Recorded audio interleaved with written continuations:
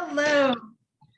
My name is Marnie Rickelman. I want to welcome all of you to the first presentation in the Totem Heritage Center's History of Northwest Coast Art Speaker Series. Our goal with this series is to expose students and viewers to the art and culture of the Northwest Coast First Nation. This series of 6 virtual presentations focuses on a variety of Northwest Coast art topics with conversations between artists, historians, and educators. And it will be followed by discussion and a Q&A with the Native Art Studies program students who are participating in this Zoom class. While this is part of a virtual class, we wanted these presentations to be accessible to both students and the public alike. So we hope you all enjoy what you hear this evening. For those of you who are watching on Facebook, we will not be taking questions from the public. That interaction is specifically for the students participating on the Zoom. For those of you who are students, class interaction and a final project is required. For those of you taking this course for your Totem Heritage Center Certificate of Merit or UAS credit. So we expect each of you to ask at least one question this evening, and you can do so. You can just raise your hand, do it through the chat, whatever works best for you. We are so honored to have world-renowned Haida Master Weaver Delores Churchill and University of Alaska Southeast Ketchikan Campus Director and Professor of Anthropology and Sociology, Dr. Priscilla Schulte. Priscilla's research and teaching interests are in multicultural education and Alaska Native cultures, primarily of Southeast Alaska. Her most recent research is focused on the totem pole carvers of the CCC era. One of the most exciting events of Priscilla's teaching year is the annual field trip coordinated with the Forest Service to do archaeological and ethnographic fieldwork with local Native elders, cultural teachers, and UAS students. The field trips focus on the survey and inventory of important cultural sites located in southern Southeast Alaska. Delores Churchill, Priscilla Schulte, welcome. Well, thank you very much for the introduction. And I know that Dr. Delores Churchill does not need an introduction, but I'd like to give one. And I did mention that Delores Churchill was honored by the University of Alaska Southeast in 1991 by the award of Doctor of Humane Letters, the honorary doctorate. And she has won many, many other awards. I wanted to read just a little bit from the National Endowment of the Arts First Peoples Fund Award, because they summarize some important things. And again, many of you may already know this, but I think it's very worth our recognizing. Delores Churchill is a Haida master weaver of baskets, hats, robes, and other regalia. She uses such materials as spruce root, cedar bark, wool, and other natural dyes, creating utilitarian and ceremonial objects of unmatched beauty and cultural significance. Churchill learned these skills from her mother, Selina Peratrovich, at a time when there were just 3 active Alaska Haida weavers. Peratrovich asked her daughter to burn her baskets for the first 5 years of the apprenticeship because, quote, "I am well known for my baskets. If you say you learned from me, you better be good." Love the quote. And now, after over 30 years later, Delores Churchill is recognized around the world for her weaving skills. In 2002, she received the first People's Fund Community Spirit Award for Excellence in the Arts. As we all know, she continues to teach people the skills and knowledge related to the weaving tradition. I want to also mention, and she has many, many awards, but I also wanted to mention the 2017 award from the Central Council of Tlingit and Haida Indian Tribes of Alaska at their 82nd annual meeting in Juneau. President Richard Peterson awarded Delores Churchill the Lifetime Achievement Award. He recognized her for carrying on her mother's legacy as a teacher and all her work on an international level. I was looking at all the countries that he noted: Germany, Great Britain, Holland, Switzerland, which by the way was my birthplace, Finland, Sweden, and Norway. And President Peterson also noticed that she was one of the few remaining speakers of Hadkill. I want to go back to some of the beginning partnership between the University of Alaska Southeast and the Totem Heritage Center, which really began, and Delores mentioned this to me not long ago, back when we were a community college. And I was very fortunate to move to Ketchikan when we still had Ketchikan Community College. We have the oldest college in Southeast Alaska. It was established in 1954. And I really want to recognize one of the earliest leaders, president of the Ketchikan Community College, Jim Simpson, who was an Athabascan educator and one of the first Alaska Natives to earn a doctorate degree. And he was the Ketchikan Community College president in the early 60s. And I wanted to turn this over to Delores because she remembers president of the community college, Jim Simpson, from those days. What do you recall, Delores? Well, the thing that I recall about him was he really was so interested, not just in the basketry, but he asked about the language, he asked about the culture, because apparently he wasn't too well versed in the culture but was still very interested. So I think those are really it brought the attention to people about the importance of continuing not only our art, carving, basketry, the history. And I think he really was very instrumental in hiring us at the Ketchikan Community College. And I believe at that time or early on, Jane Demmert, Dennis Demmert's wife, was working there also, and she was pretty instrumental in working with your mother, wasn't she? She was. She was the director of the museum in Juneau, the State Museum, and that was the first place we knew her. She is the one that hired my mother to teach. And you know, when my mother was teaching there, she had 30 students and she was teaching traditionally. She would sit there and weave, and then all the students would come and watch her because, you know, Native people don't do didactic teaching. All our learning was through experimentation. In fact, I'll never forget Esther Littlefield when she was teaching me beadwork. And I said to her, could you tell me how you're doing it? And she said, no, you sit here and watch me. And that's how you'll learn it.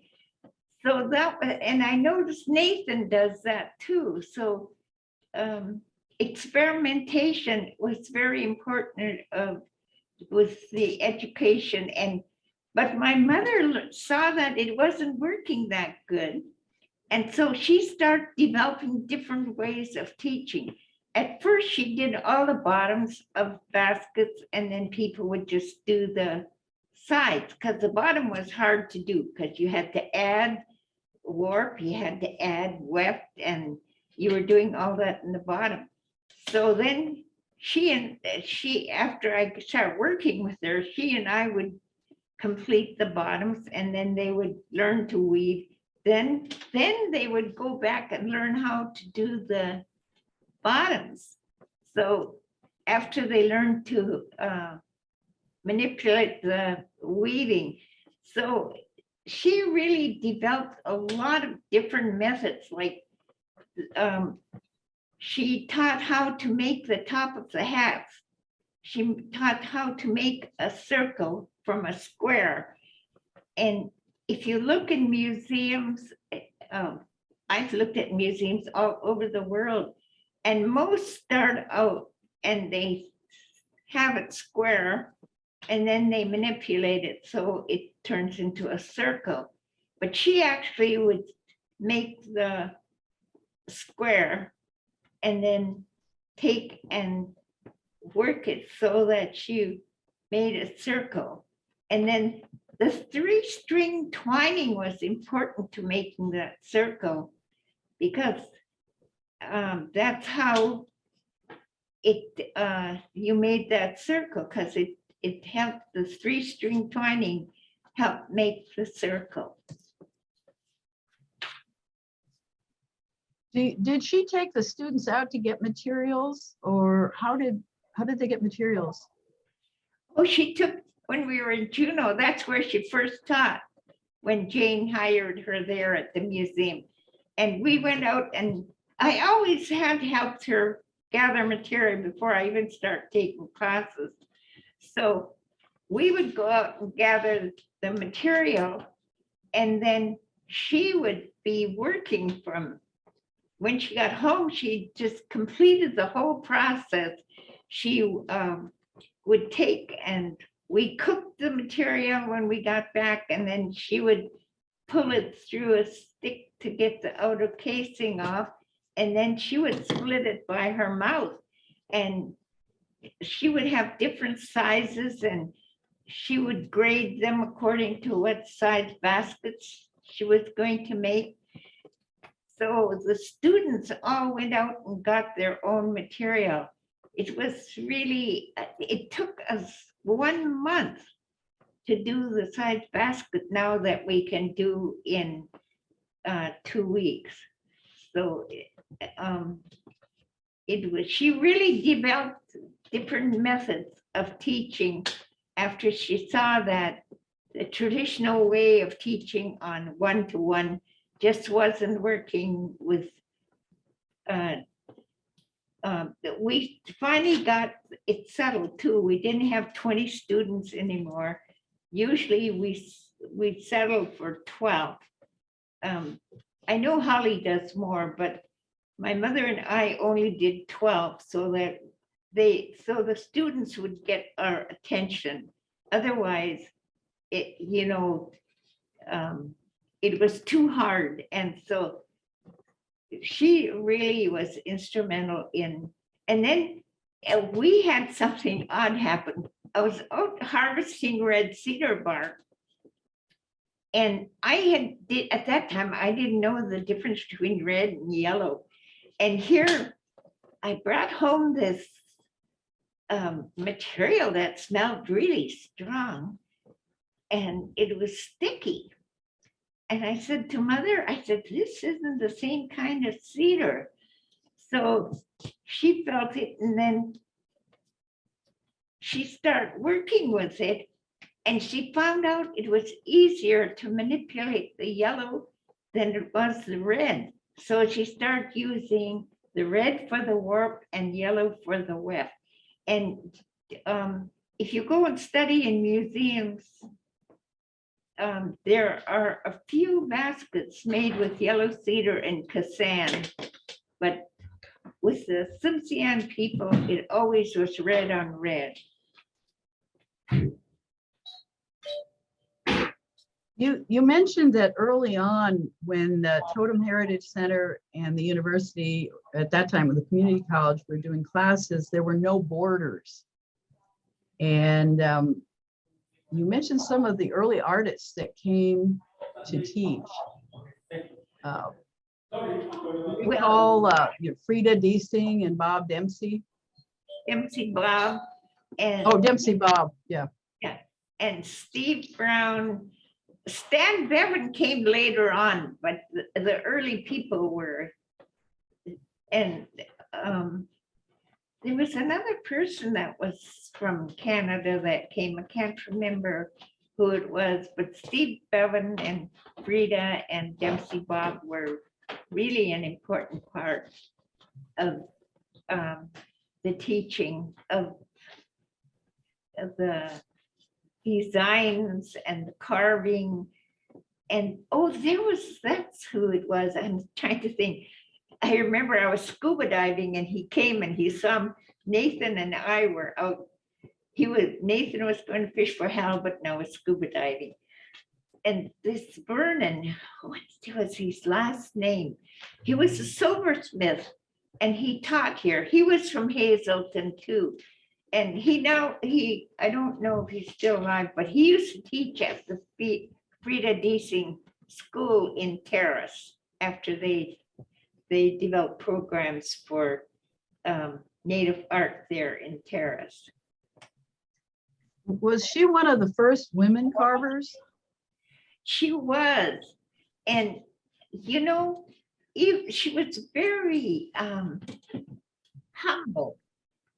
And I'm always amazed that Dempsey Bob is really, whenever I've heard him talk about his carving, he always mentions how generous she was with her time, because he said he didn't have money to pay her, but she did it anyway because she felt that the Tsimshian carving, the totem poles that she saw up in the Tsimshian country were so amazing that she felt, although she did Haida carving too, but when she worked with Tsimshian people, she used their technique, their stories on their totem poles.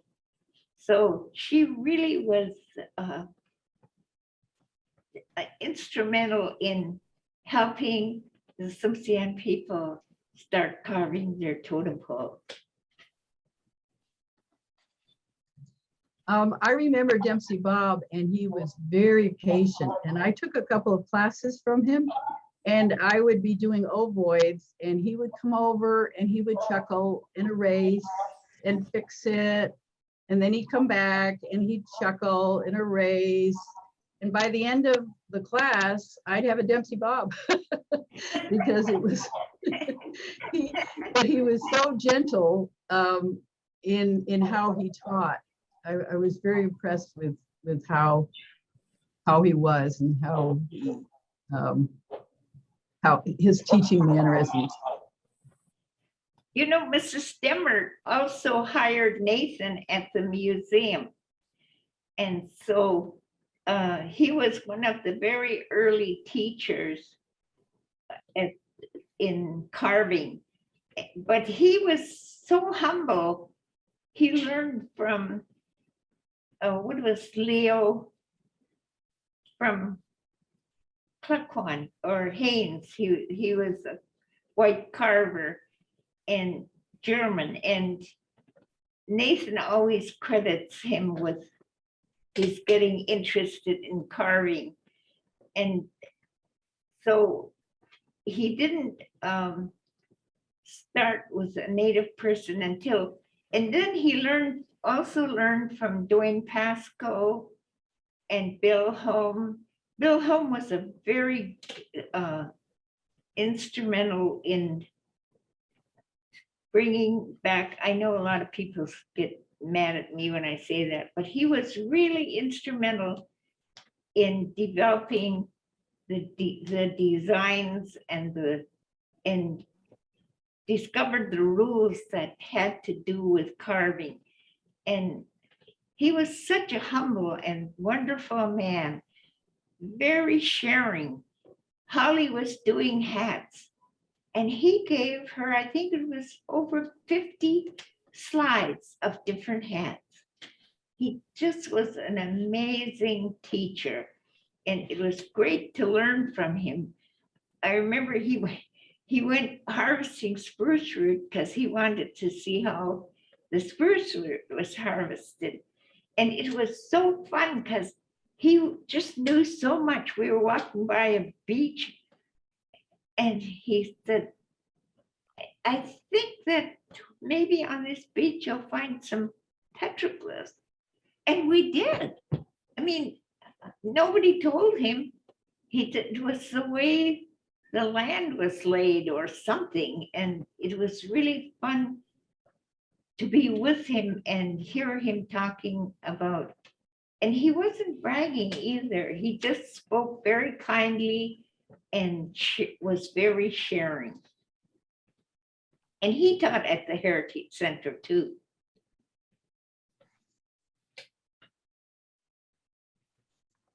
I just noticed I was on mute. Steve Brown also was teaching early on, wasn't he? Right. He carved one of the first canoes here. My brother carved a canoe in Canada in 1960, but Steve Brown started studying, and then he came back and and had people making canoes again. Mhm. There were also, as I believe at that time, some of those early days with the Ketchikan Community College and Totem Heritage Center and other entities, there were some language classes that started at that time also. They did. It was the language was really through the university, and there were people who collected stories. In fact, I'm translating some of those stories. Tomorrow night I will have Ben Young, and I'll be help translate Christine Denzo's language tapes that Vesta Johnson made of when she went around visiting the different speakers and their stories. So it has really been, and that was through the university. The university paid them to go out and get these stories. So the university has been very instrumental in helping to create programs for language and for carving and basketry, and like they used to teach silversmith here, but nobody's teaching it here anymore. But they did. And Naaxiin taught silver and gold class here too, right in the beginning. Yeah. So when you started, you learned weaving largely from your mother, and then what were some of your other influences? Who else did you study with? Well, I was teaching with my mother when I saw Flora Mather weaving. Haidas weave upside down. And it really made more sense to me to see Flora Mather weaving right side up. And when I saw her weaving, I thought, wow, she's so fast and doing such beautiful work. Why is she in the class? So I asked her, I said, Flora, you're an amazing weaver. Why are you in this basketry class? And she said, I can't get the bark. So I pulled her outside and I said, Flora, if you teach me to weave your style of your technique, I'll get you all the bark you want. Okay, she said. And so that's how we start working together and doing basketry together. And it was really exciting to see that they held it so different from the Haida, and yet you could go so fast. I love Tsimshian weaving because it's so simple and so easy and so fast, and they don't do really fine work like the Tlingits do the finest work. And yet they're beautiful because it's so uniform and the designs are so beautiful. I really enjoyed working with Flora because she had such a sense of humor. She would be making me laugh, and by the time I left, my stomach would be sore because I wish I could remember some of her jokes, but she just was hilarious and fun to work with. In fact, she didn't know how amazing she was. And when I was invited to go to work at the Folklife Festival in Washington, D.C., I said to Flora, I said, I'm going to write about you and tell them that you should come with us, my mother and Nathan and Dorica. I think you should come with us. And she said, no, I don't want you to brag about me. I said, I'm not bragging. What I'm doing is telling the truth of how good you are at weaving. Okay, she said. And so that's how she got to go to Washington, D.C. And that's one of the things I found about the weavers, like even Belle Deacon. I would talk to her about how beautiful her birch bark was, and she'd say, don't talk too loud about it. She said, it makes people jealous. So they were careful about always being humble. It's been really interesting working with all these weavers and how amazing they are and how all of them had the same thing. They said, when you weave, don't be angry at anybody. You forgive yourself, you forgive everybody around you. Because if you bring anger and start weaving, it's going to show in your basket. So be sure that when you're weaving, you're weaving with a clean mind. And my mother had a rule, you had to clean your house before you start weaving. You'll be ashamed if somebody walks in and your house is all full of bark. And so she really kept her place clean. She would have a place where she kept her weaving.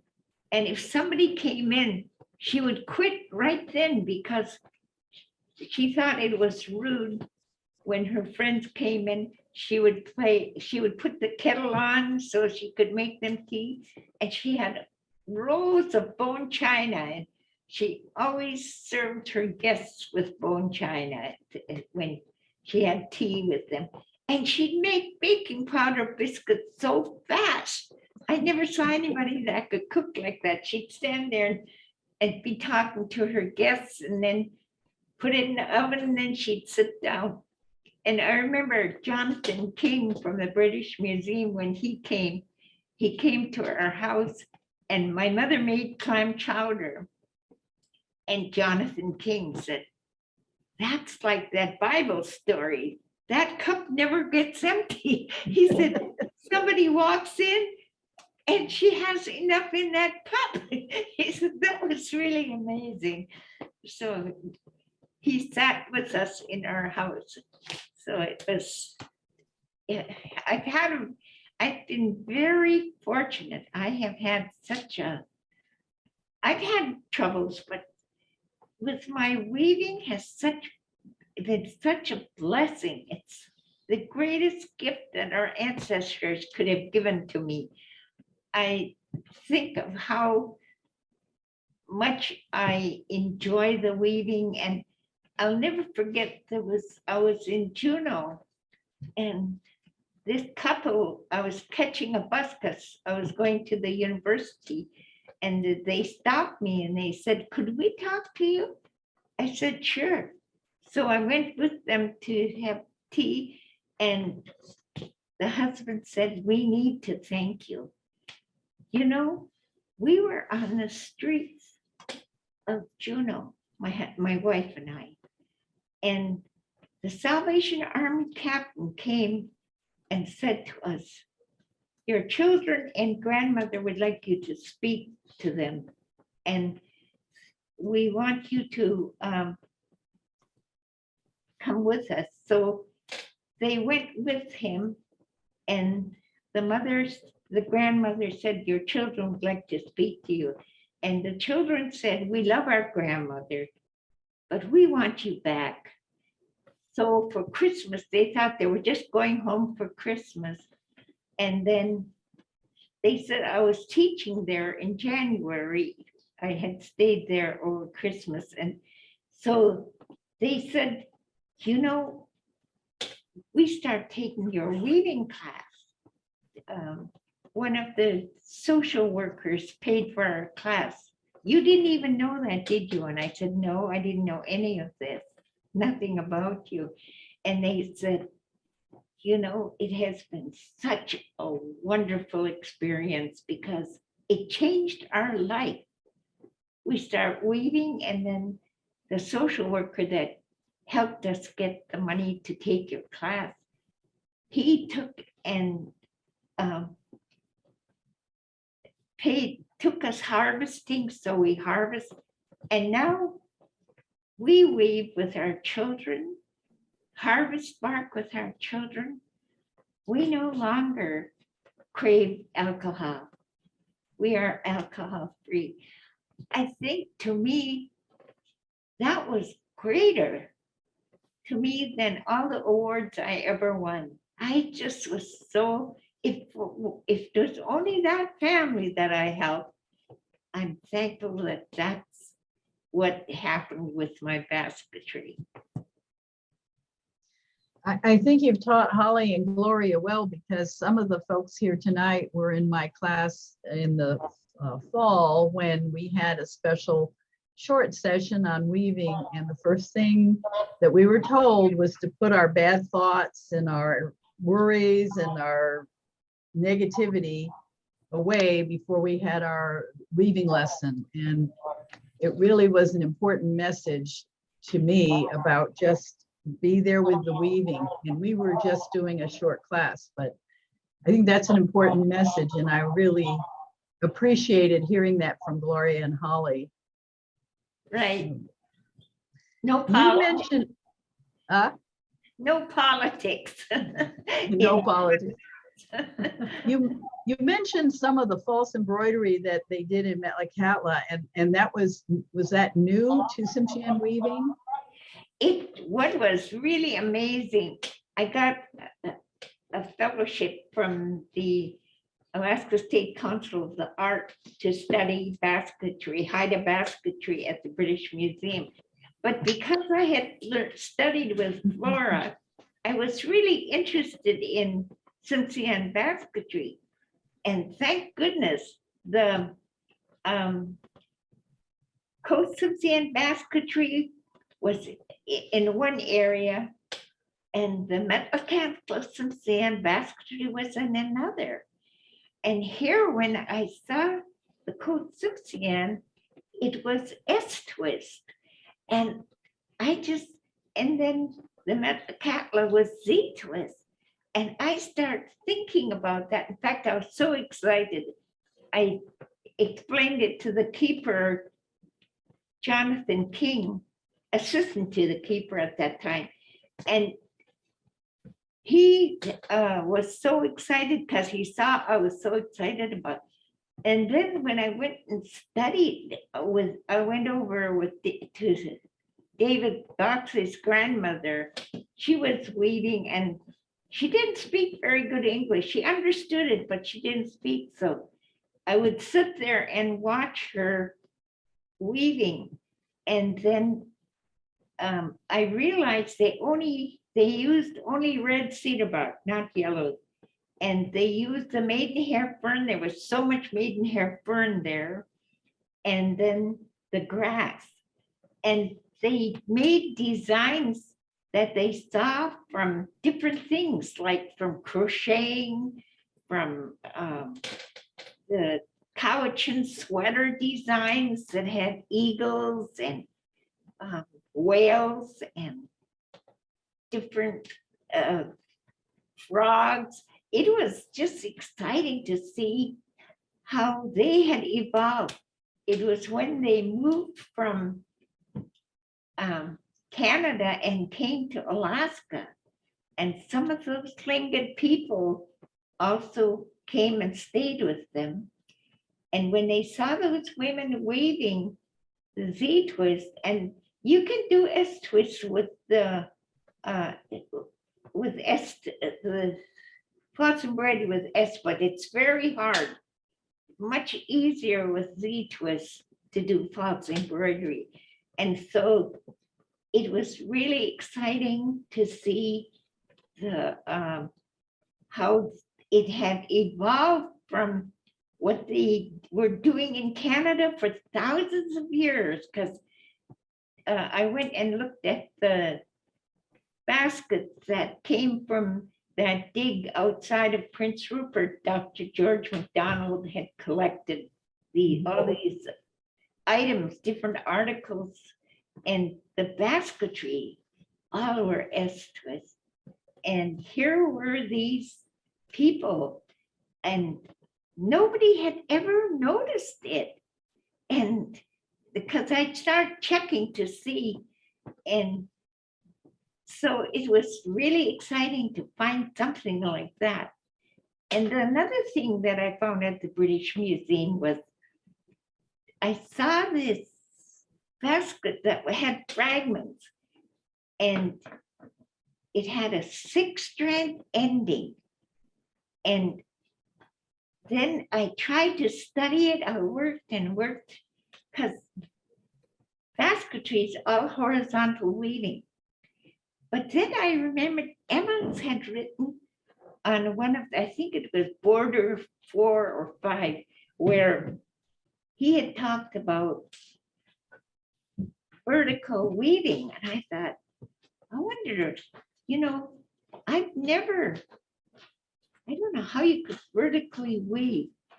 And then I saw this basket that was fragmented. And here were the 2 pieces in the beginning up, straight, vertical. And so I tried it. I wove those 2, and then I braided the 6 strands. Well, actually, it's the 4 and then the weaver weaving them together.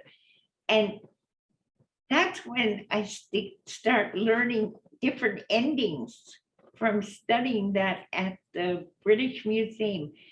It's really, it's so exciting to learn something from your ancestors.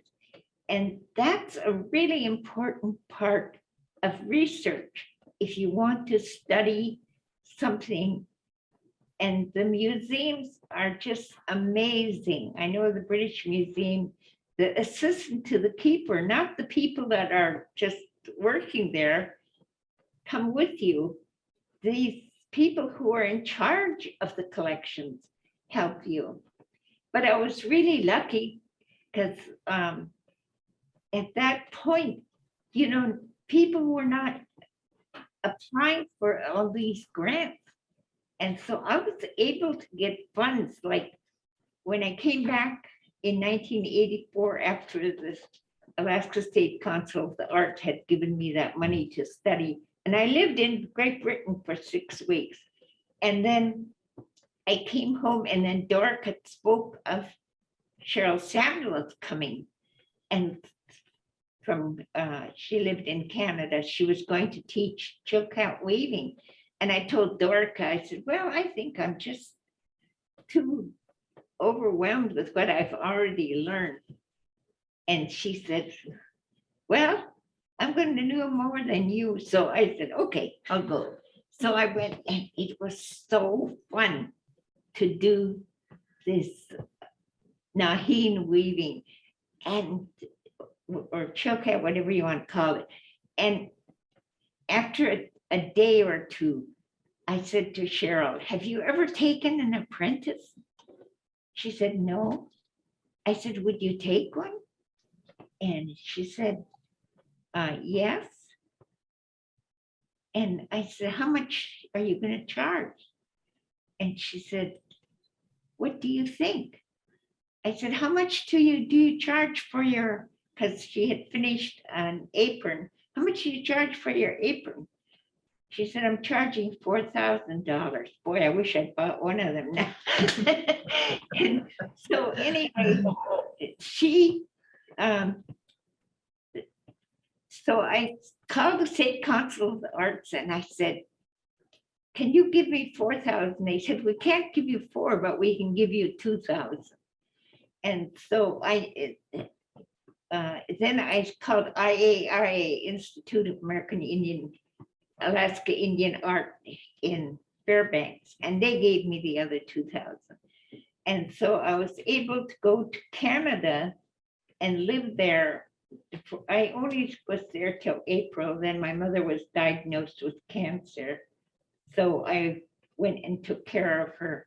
But after she died the following year, I went and worked another 3 months and finished that apron. It was, in fact, I said to Cheryl, I can't sleep, I can't eat. It's like I'm in love. I love this weaving. I did that weaving for a while. So you talked about learning from the ancestors, and I know they found that basket in the Thorne River. I was thinking that basket was 5,400 years old, probably the oldest basket on the Northwest coast. And after they found it, I think they brought it to you, or did you go to the museum? I went right over because I just got so excited about it and wanted to see it. And when it came out, it hadn't been put in the solution to restore it, polyethylene glucose. They hadn't put it in that solution, so it still was a natural color. But it was so interesting that it was Z-twist. And the bottom was like a Simpson basket. So when I ended it, there was no end on the basket itself, but I ended it in a Simpson design. I replicated it, but Jan Criswell and Steve actually helped me. It was weird. I said, I thought it was a different type of weave. And then Steve said, no, look at it. It's Z-twist. And sure enough, it was. And so with Steve and Janny's help, I replicated it. And that not really replicate, copied it, I guess, because replicate is fixing it exactly the way it was. And I copied it, and they made it look like it was a big basket, but it wasn't. When I saw the fragments, it was only, like a child's berry basket. And there were shells in there. I don't know whether the shells came in accidentally or if they were put in there, but there were little clam shells in there. And so it was really exciting to be able to study that basket. But there were other baskets that were found out on South Baranof that were Z-twist, and that was Tlingit. Those were, they definitely were Tlingit basketry. And we're talking here a little bit about the archaeological find, and then on one of the field trips that they mentioned at the beginning of our session here, you went with us. I think it was 2008, and when the weather was right, we would gather cedar bark, and I think I don't have the ability to share my screen, but I have a nice picture of you and Holly, and then we went and got cedar bark. But you taught us something about gathering cedar bark that I think would be good to share with people, and how it changed overnight. Yeah, it was really surprising because I never had that experience, but going with Priscilla, and we were in the fourth service, and we gathered the cedar bark. Well, it got cold during the night. And the next morning, we tried to get the bark off. It wouldn't come off. It had protected itself. When the weather got cold, it just clung to the tree. So it was really interesting to find out that it could change that fast overnight.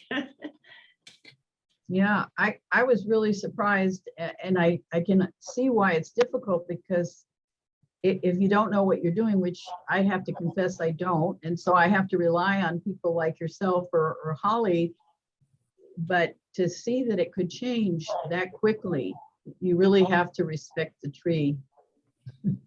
Right.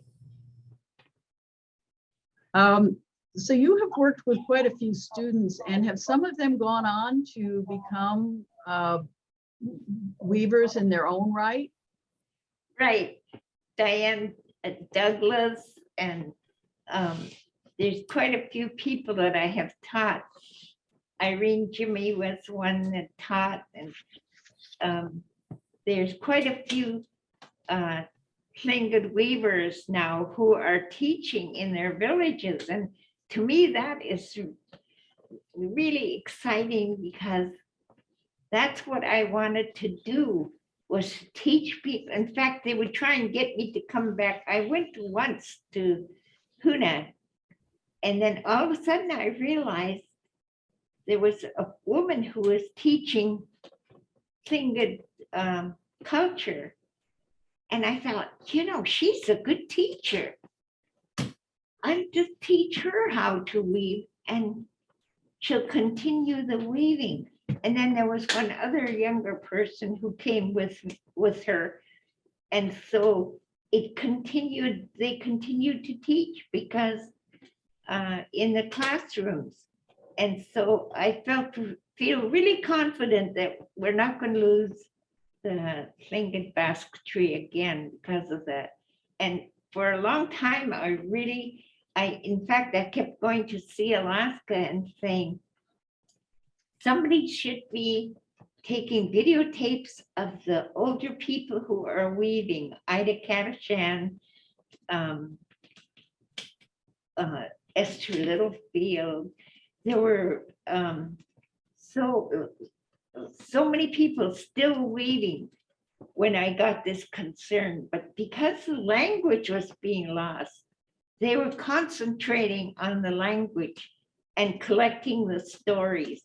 And so they didn't seem to think that basketry was that important.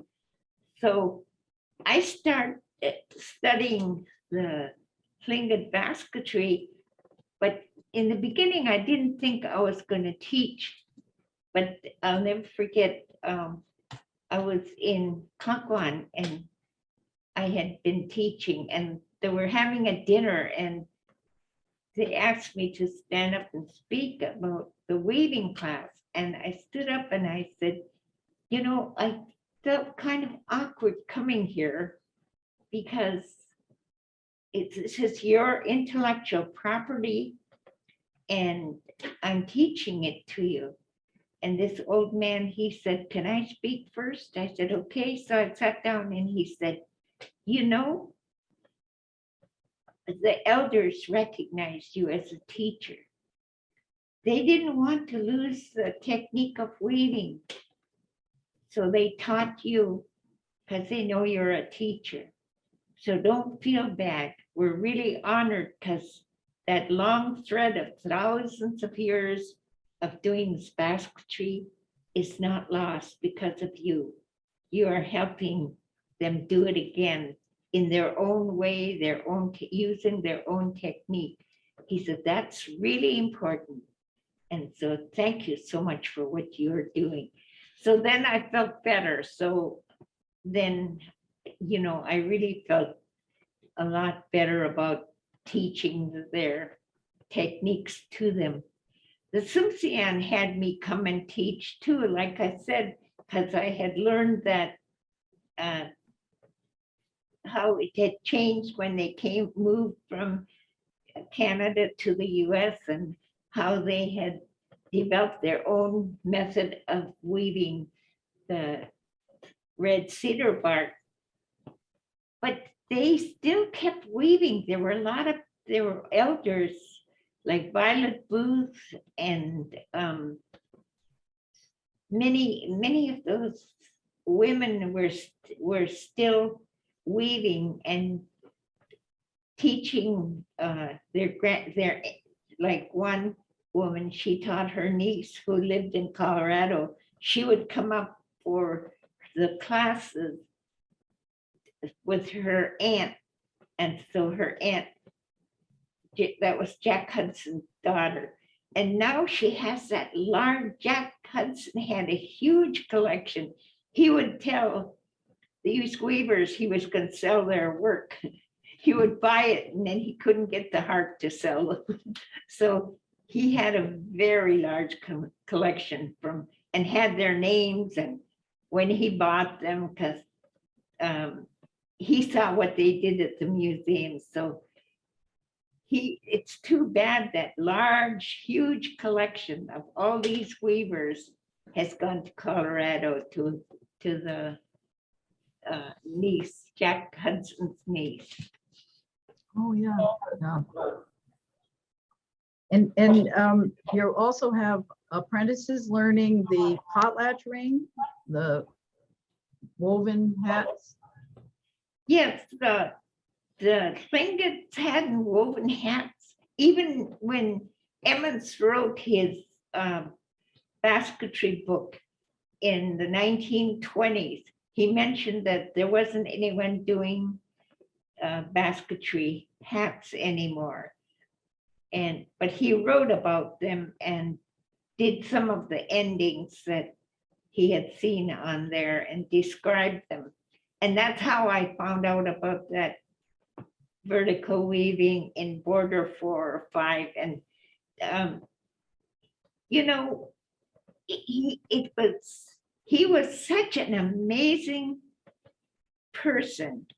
He loved the older Tlingit people. In fact, my daughter Evelyn, when she got a residency at Yale University to study the Backstrom collection of pictures, and she saw notes by Emmons in that same area, and how Emmons had so much respect for the older people.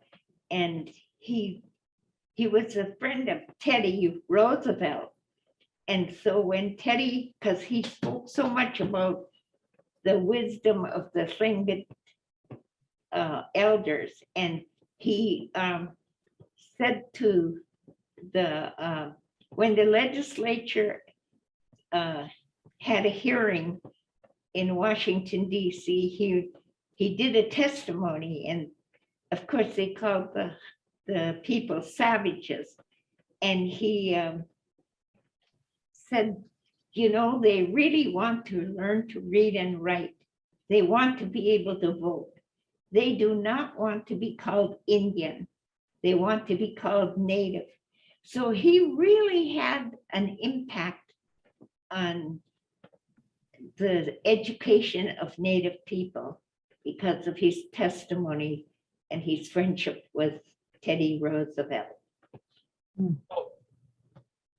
I think we probably need to wrap it up, but I want to ask you one more thing, and that's about the book that you are, I think you've finished writing it, have you? I have finished writing it, but I never knew there was so much to writing a book. I had to get permission from museums to use some of the pictures. And this woman who is doing the layout, Sarah Aspern Smith, is so amazing. She did the book for the robes that were on display at the State Museum. And now she's doing the layout for my book. And it should be ready pretty quick. We don't have a publisher yet. I did have a publisher in Canada, but Heritage Publishing, but they wanted me to take Canadian funds, and if I was living there, that would be great. But because I live here, I should have negotiated with them and talked to them, but I didn't. So now we're looking for a publisher. So Marnie, did you want to open it for questions? Yes, I would love to do that. So students, I was gonna say, you can raise your hands physically, you can do the little hand emoji, you can do it through chat, whatever works. So, but Chevy, go ahead. when you first started, you mentioned how you didn't know yellow cedar from red cedar, and that kind of made me laugh because knowing who you are, I kind of assumed you were like born weaving. So I want to ask, what age were you when you first started weaving? I actually was a little child in a class because I didn't speak English, and they had a class teaching simple basketry in the village, and to make those of us who didn't speak English do something they could complete. And so I was doing a class. My mother was teaching it, and because she was my mother, I wouldn't listen. I can't remember if my basket was concave or convex, but anyway, it wasn't cylindrical. She would make her students take it all undone until all of it was cylindrical. And then my father taught there too. He taught the 4th and 5th grade. So I heard him say that the museum was interested in Indian art of children, and he was having his students do drawing. And my mother said, well, the baskets can go. Well, when I came to class the next day, I didn't tell him I was listening. And I said, I'll do my basket over. She said, no, it's too late. They're going to be mailed in just a few days. And I felt so bad. Anyway, when the teachers started putting the baskets in this box that it was going to be mailed in, my mother said, no, to mine. And the teacher said, we really have to send them all. We can't take one person and not include it. And you won't believe it. It came back, the first prize in 1930, $5 was like $100 now. And it was $5. And I was so thrilled when I found out I had won. She said, come on up. And then she pinned a purple ribbon on me. And she said, you can sit down. And then she called my friend Sylvia Kelly, and she gave her the $5. I was so angry. I ripped the purple ribbon and I stopped on. I said, I hate weaving anyway. So that was my first weaving experience. And then when she was teaching at the Ketchikan Community College, and I had read a letter from a collector when he got my mother's hat. He wrote and sent me a basket by Ida Benzel, who was Silet's from Beaverton, Oregon. And he said she was 92, and when she died, the art of Silet's basketry would die with her. Well, my husband heard me read the letter, and so he said, you should take that class. I said, the nuns won't let me take it. I'm working on budgets right now. And he said, you ask them.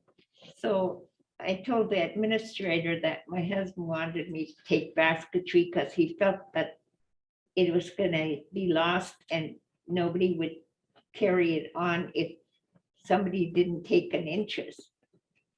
So the nuns felt really strongly. They said, go ahead, take the class. So anyway, I came into the classroom and she walked in and she said, what do you do here? I said, I'm going to take the class. She said, no, I walked past you. No. You know, look, you just walked past me.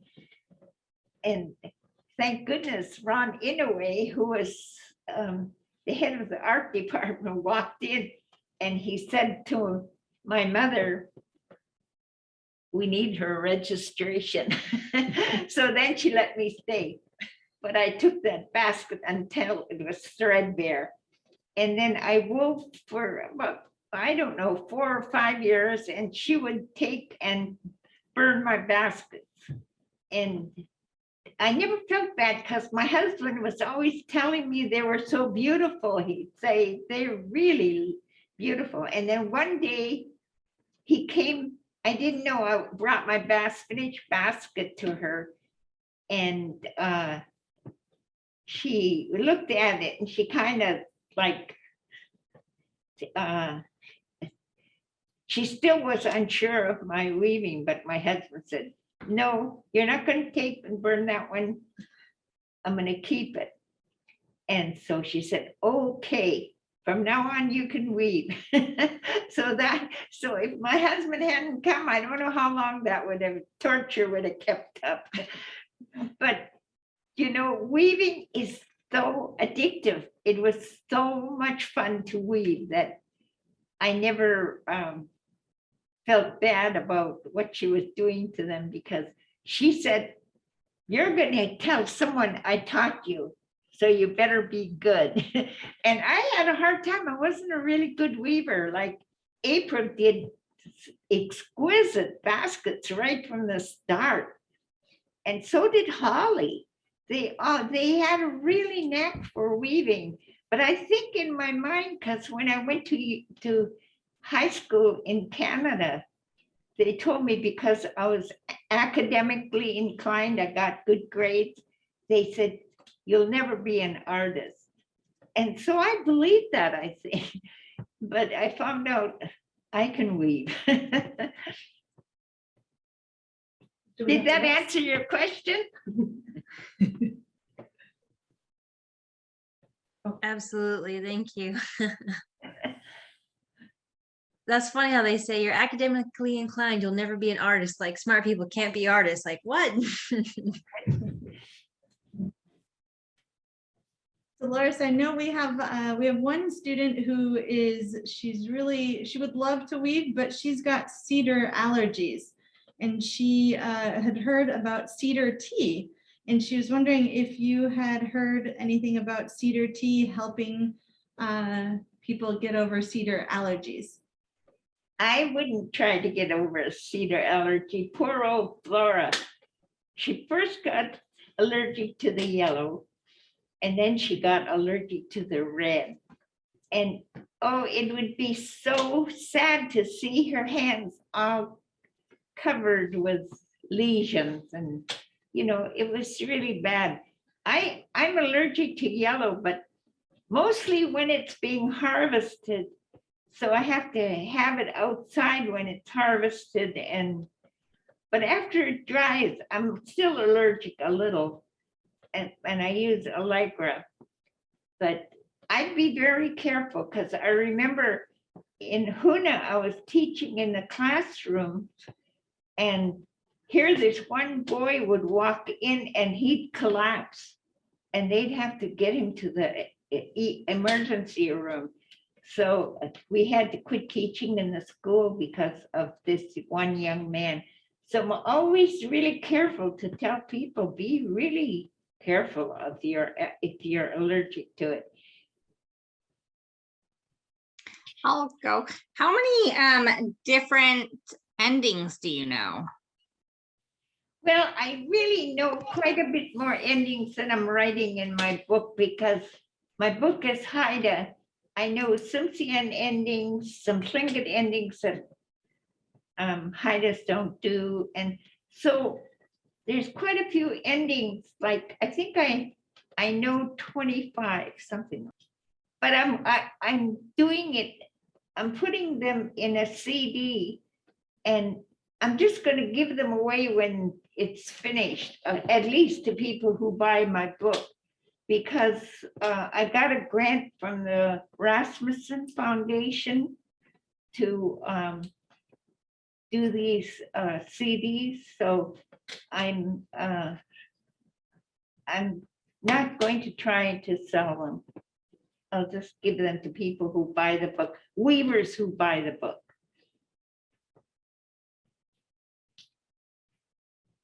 Kimberly. Hello. How long do you think it takes to become a good weaver? Some people never become a good weaver. I know there was a woman, and it was really interesting. She was an older woman, and she made these lumpy bumpy baskets. And I was working in a co-op. And there was this other woman Flora Mather, who made these beautiful, exquisite baskets. And these tourists would walk over to this other woman's lumpy bumpy baskets and say, wow, look at this artwork. And I just would cringe. She called it primitive art. But I didn't argue because it sold. I don't really have a question, but I just wanted to say thank you. I've taken some of your classes along with Holly and Gloria, and you guys actually spent some personal time with me, harvesting, teaching me. So I just wanted to say thank you for everything you've done for me. Okay.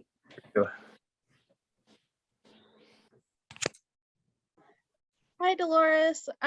You mentioned the burning of baskets at the beginning of the weaving career. Is that something that has happened for other reasons, or was that just during a learning stage? Like, for example, let's say something tragic happened to your piece. Do you think you would burn it then too? No, my mother just did it because she taught me, and she didn't want me to produce lumpy bumpy baskets. And I really was glad, because when I was at the British Museum, my niece Isabel Rorick is a world famous weaver now. And my mother had bought a basket from her and sold it to the British Museum. And it was a lumpy bumpy basket. And I thought, oh, thank goodness she burned mine. But it was spruce root. And as you know, spruce root is hard to make good, you know. And she had split all her own material. It wasn't like, my mother used to say, if somebody else prepares your material, it's not yours. Because I was going to enter a show, and I had all the paperwork done, and she sat me down and she said, you can't claim it as your own. I prepared all the spruce roots. And so she would not let me send that basket in. And so I never entered shows anymore. I thought, oh, heck, I don't need them. Justin, I see your hand up. Okay. Hey, everybody. Hello, Delores. My question is, when is the best time to harvest materials? It's really best if you get it in the last part of April, May, and June. And then you have another time. I know we never ever collected in the fall, but there was a woman, Annie Lawrence from Huna, who would collect in September and October. And so I found out there's another season for the spruce root. And the same thing with the red cedar. I was so shocked. We were teaching in Metlakatla, and somebody said they were going to go out and get bark. And this was like the latter part of August. And I always have got my red cedar in the spring. But it was a warm, it has to be like Priscilla mentioned, it has to be a warm, you know, weather. If it gets cold, then it just, that's it.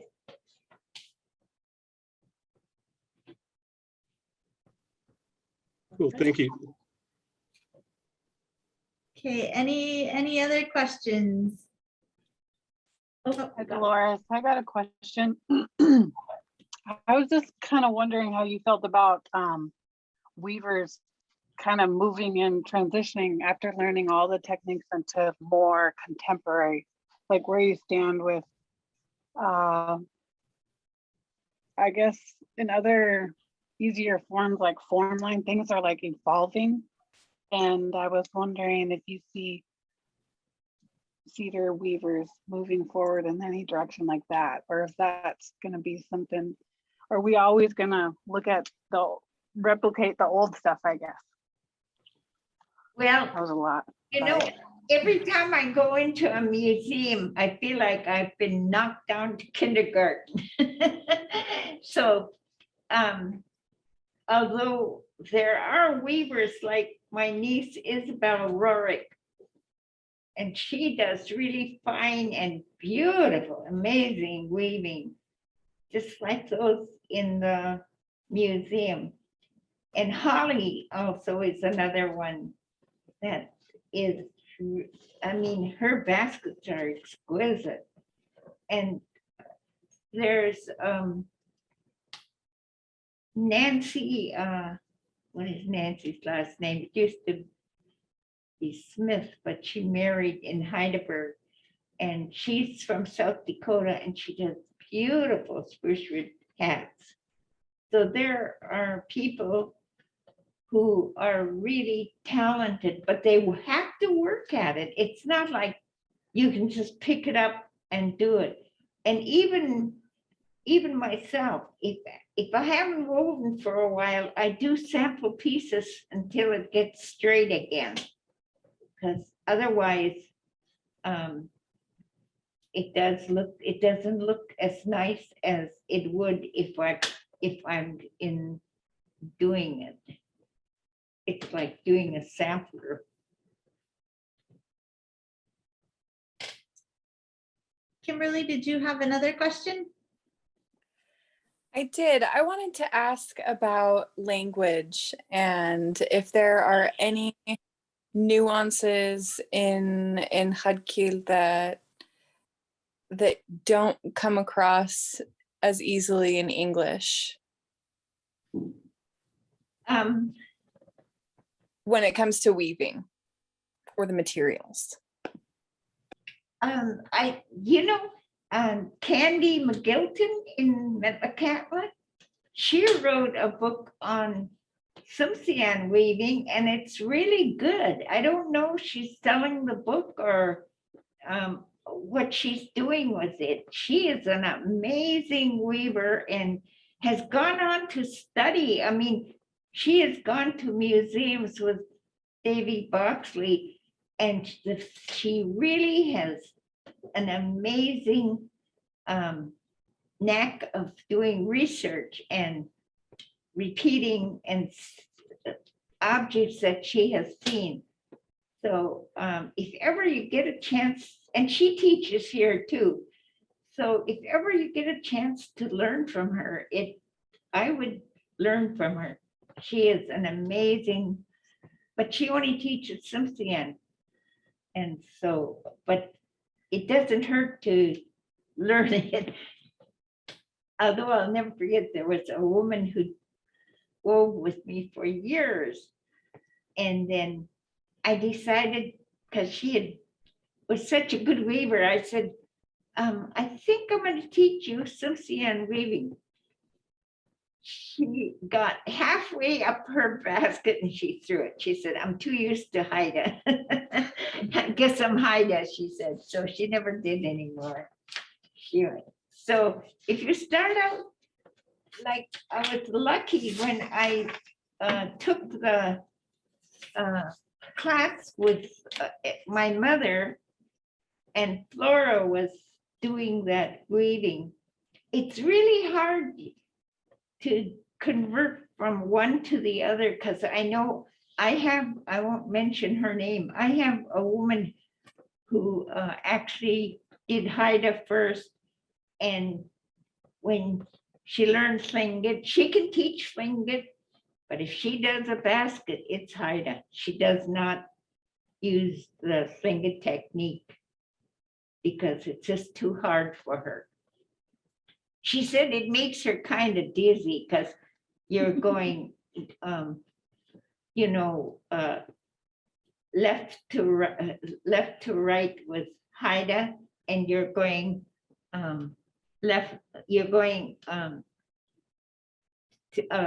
right to left with Tlingit. So it does make a big difference. Dolores, we have a student who asked a question regarding cedar tree harvesting and the cedar bark. He said if he harvests a cedar tree for a canoe, he thinks usually you do that in the winter months is preferred. And he wondered about harvesting the bark from that tree and using it for a sail. It won't come off. It won't come off. Okay.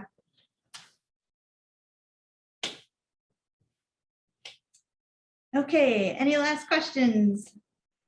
Well, thank you very much. I've really enjoyed this. This has been fun. And I am writing a book on Haida basketry, and like Priscilla mentioned, it should be out pretty quick, and I think probably I will start selling in Ketchikan first, although the Anchorage Museum has offered to help sell them. I have one quick question for Priscilla. Their students are wondering when students can take a UAS field class that was mentioned. Kind of what the timeline is for that. Is that coming up? You mean our field classes? Yes. Well, that's kind of a sad story because we were in partnership with the Forest Service, and when the Forest Service archaeologists retired, they didn't have one. Now they do have one, but we don't have a boat.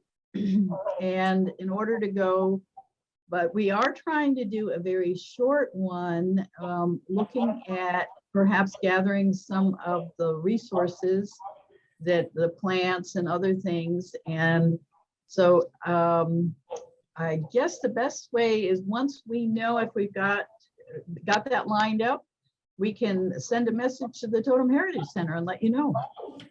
Perfect.